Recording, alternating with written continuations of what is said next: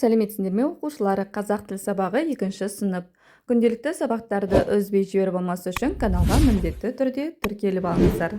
Бүгінгі бірінші сабағымыздың тақырыбы тіл және сөйлеу деп аталады. Сөйлеу дегеніміз не? Бүгінгі сабақта балалар сөйлеу туралы білетінімізді есімізге түсіреміз және мәтін мазмұны бойынша қойылған сұрақтарға жауап береміз. Бірінші жаттығуда мәтін берілген, мәтінді тыңдаймыз. Сөйлеу ерекше құбылыс. Ол адамдардың бір-бірімен қарым-қатынас жасау үшін қажет. Адамдар тіл арқылы бір-бірін түсінеді, білмегенін сұрайды, кеңеседі. Ал енді оқушылар осы мәтінге қатысты сұрақтарға жауап береміз. Бірінші сұрақ: сөйлеу не үшін қажет? Сөйлеу адамдардың бір-бірімен қарым-қатынас жасау үшін қажет, иә? Келесі екінші сұрақ: тіл арқылы адамдар не істейді? Тіл арқылы адамдар бір-бірін түсінеді, білмегенін сұрайды және кеңеседі. Енді оқушылар келесі тапсырманы орындаймыз. Алғашқы екі сөйлемді көшіріп жаз. Ол сөйлемдерде қанша сөз бар дейді. Енді оқушылар берілген мәтіннің ішінен алғашқы екі сөйлемін дәптерімізге әдемілеп көшіріп жазып аламыз. Сөйлеу сызықша ерекше құбылыс. Ол адамдардың бір-бірімен қарым-қатынас жасау үшін қажет. Енді осы көшіріп алған сөйлемнің ішінде қанша сөз бар екенін санаймыз. Бірінші сөйлемде 3 сөз бар, ал екінші сөйлемде 9 сөз бар. Сонда барлығы мәтіннің алғашқы екі сөйлемінде 12 сөз бар екен. Енді оқушылар төмендегі ережені есімізге сақтап аламыз. Сөйлеу, сұрақ, жауап және әңгімелеуден тұрады. Сабағымызды әрі қарай жалғастырамыз. Екінші жаттығуда суреттер берілген, суреттерге қараймыз. Бірінші суретте атасы мен немересі сабақ оқып жатыр. Ал екінші суретте анасы мен баласы дүкен аралап жүр. Үшінші суретте қыз бала мен жанында мысықтың суреті берілген. Енді төмендегі сұрақтарға жауап береміз. Бірінші, адамдардың қайсы ауызша, қайсы жазбаша сөйлеуді қолданып тұр? Енді оқушылар жаңағы берілген суреттерге мұқият қараймыз. Бірінші суретте қыз бала жазбаша, ал атасы ауызша сөйлеуді қолданып тұр. Екінші сурет бойынша анасы мен баласы ауызша сөйлеуді қолданып тұр. Үшінші суретте қыз ауызша сөйлеуді және ишара арқылы сөйлеуді қолданып тұр. Келесі екінші сұрақ: қарым-қатынас жасау үшін қимыл мен ымның көмегі бар ма дейді. Қарым-қатынас жасау үшін қимыл мен ымның әрине көмегі бар. Мысалы, бар деп жауап беру үшін басты изеу, біреуді шақыру үшін қолыңды бұлғап шақыру жеткілікті. Мінекей оқушылар, қарым-қатынас жасау үшін қимыл мен ымның көмегі бар екен. Келесі үшінші сұрақ: жан-жануарлар сөйлей ме? Жан-жануарлар сөйлемейді, алайда әр жануардың өзіне тиісті шығаратын белгілі бір дыбыстары болады.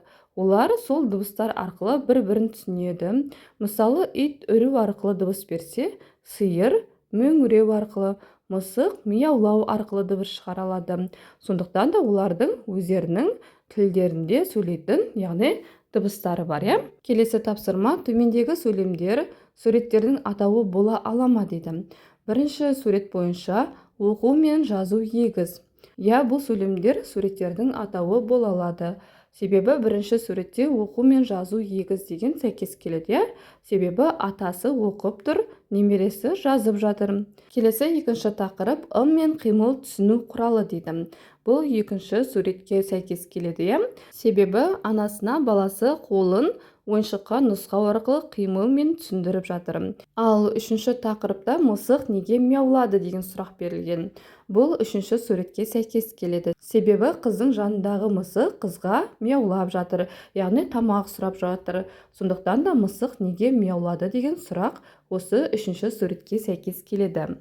Үшінші жаттығуда көп нүктенің орнына керекті сөздерді қойып жаз дейді. Бізде көп нүкте берілген және сөйлем берілген. Астында керекті сөздер берілген. Керекті сөздерде дыбыс, сөйлеу, сөйлей алмайды деген сөздер берілген. Осы сөздерді көп нүктенің орнына керекті тиісті орнына қою арқылы сөйлемді көшіріп жазып аламыз. Сөйлеу адамға ғана тән. Жан-жануарлар сөйлей алмайды. Олар тек дыбыс шығарады. Мінекей осы дұрыс нұсқасын дәптерімізге әдемілеп жазып шығамыз. Енді оқушылар, мына ережені міндетті түрде есімізге сақтап аламыз. Біздің сөйлеуіміз сөйлемдерден тұрады. Сөйлем сөздерден құралады. Сөйлемнің бірінші сөзі бас әріппен жазылады. Осы ережені міндетті түрде есімізде сақтап аламыз. Шығармашылық үзіліс, 4-ші жаттығу, тәжірибе жаса дейді. Басыңды партаға қойып, көзіңді жұм. Өзіңді аспан әлемінде ұшып жүрмін деп елестет. Көзіңді ашып, не көргеніңді парталасыңа айтып бер. Тәжірибе барысында ойыңды сөйлеу арқылы жеткізгеніңді түсіндің дейді. Енді оқушылар басымызды партаға қойып, көзімізді жұмамыз.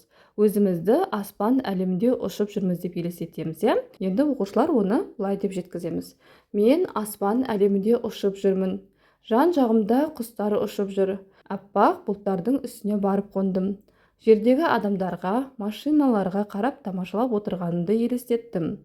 Енді осы көзімізді ашып, не көргенімізді парталасымызға айтып береміз. Осы көргеніміз бойынша парталасымызға өзіміздің ойымызды сөйлеу арқылы жеткіземіз. Ал енді оқушылар, осымен берілген сабағымыз аяқталды. Егер де сабақ ұнаған болса, каналға міндетті түрде тіркеліп, лайк басуды ұмытпаңдар.